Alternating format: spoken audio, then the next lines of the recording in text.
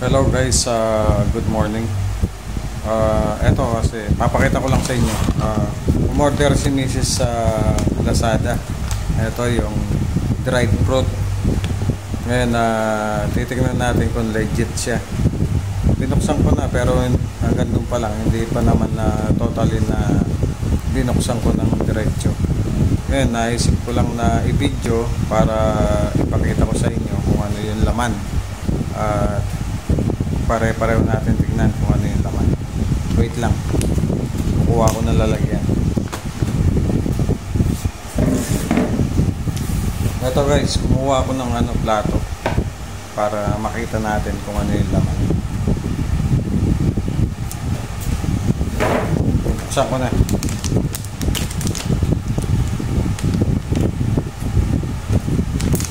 Kasi dun sa pinapakita nilang dried fruit, magaganda yung yung laman niya ng ng mga vegetable.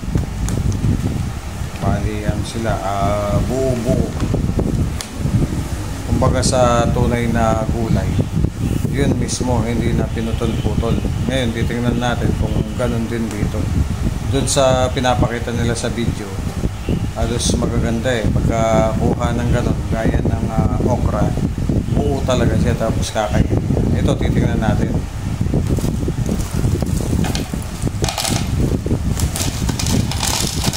Ibabalik ko na lang ulit sa lalagyan.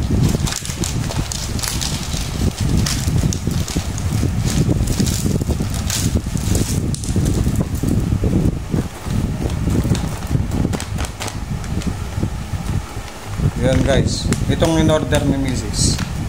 Bali wala siyang drawing ng vegetable. Tapos hindi pa nakalagay dito kung ilang flavor ang nakalagay, kung ilang gulay. Tapos sa likod niya hindi mo mabasa, puro incheck. Paano mo masasabing siya legit? Puro incheck ang sulat.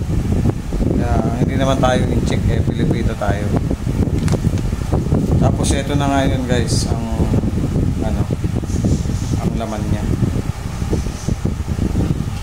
Hindi ko masum taas ko na lang. Ayan guys, more on siya, more on banana siya guys. Tapos tignan nyo yung niya, yung okra, putol. Diba? Pero dun sa video nila talaga buo yung okra niya. Ayan. Tapos wala siyang carrots. Ayan. Ito yung parang hindi siguro masira at saka parang hindi kainin ng daga. Hindi ko alam kung anong pangalan nito. Pero hindi ito pwedeng kainin. Yan yun naman yung okra. Yung lang niya, yung tangkay niya, yung dulo.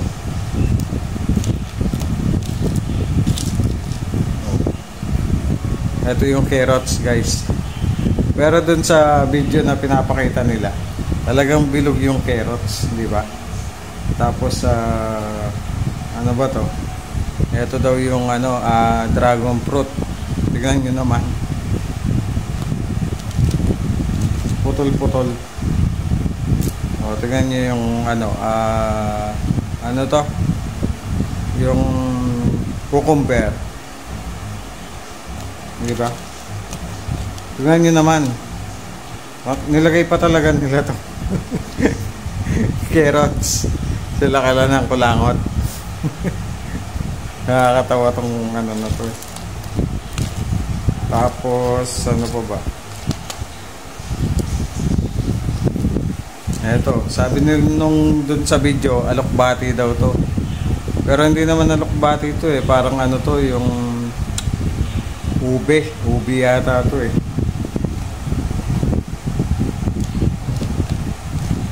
Tingnan nyo naman yung natatawa kasi ako sa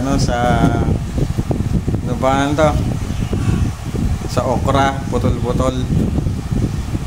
May okra naman siya kaya lang putol-putol, hindi siya legit na yung buo talaga. Yun napanood ko kanina dun sa Lazada. Yung pinapalabas sa TikTok, sa FB, Talagang buo yung ano niya, yung okra niya. Eh dito, nung dumating ito, tingnan mo, putol-putol yung okra. Tapos sabi nila malutong. Tapos yung isa naman, sabi medyo maalat, no? Yung isa naman, sabi nung isa, walang lasa daw. Eto, tikman natin. Eto na lang, yung ube. Ube daw to eh. Hindi naman alokbati ito eh. Kasi hindi naman ganito yung alokbati eh. Yung alokbati, bilog yung ano niya, yung pinakasangan niya eh. Parang ano yun eh, parang malunggay. Ito, pakudrado. Hindi mo na maihiwa yung alokbati ng pakudradong ganito eh.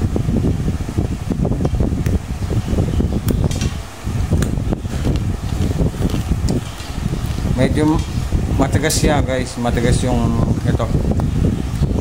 Pero okay siya, tsaka matamis. Dahil siguro nagsama-sama sila, yung lasa nila, lasang ano, banana, saging.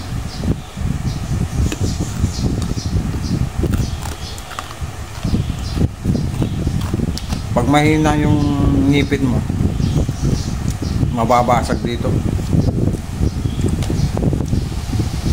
Yan guys, tapos tingnan mo naman yung carrots.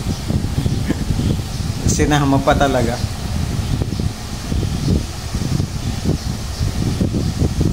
Sumakit na yung ngipin ko. Yan guys, mas marami yung ano niya, yung saging niya kaysa sa iba.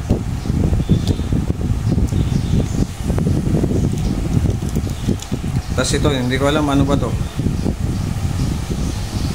Yun lang, pinakita ko lang yung ano niya guys, yung laman niya. Kung ano, yung kung legit pa talaga. Okay naman siya guys, kaya lang yun nga, yung diferensya niya, kakaunti lang yung vegetable na hinalo. Hindi kagaya nung ibang video, meron siya. Hindi ko lang alam, baka siguro baka may iba-iba silang flavor. Ito ano kaya to? Ito medyo malaki siya. Kaya lang yung iba, yun nga, natatawa nga ako dun sa okra. Pinutol-putol yung okra. Kaya hindi mo matikman, hindi mo malasahan ng buo. Tapos meron ditong, sabi nila, merong langka. Pero parang wala akong makita langka dito. Wala siyang langka. Puro ano siya, puro saging ang nakalagay. Yun lang at maraming salamat.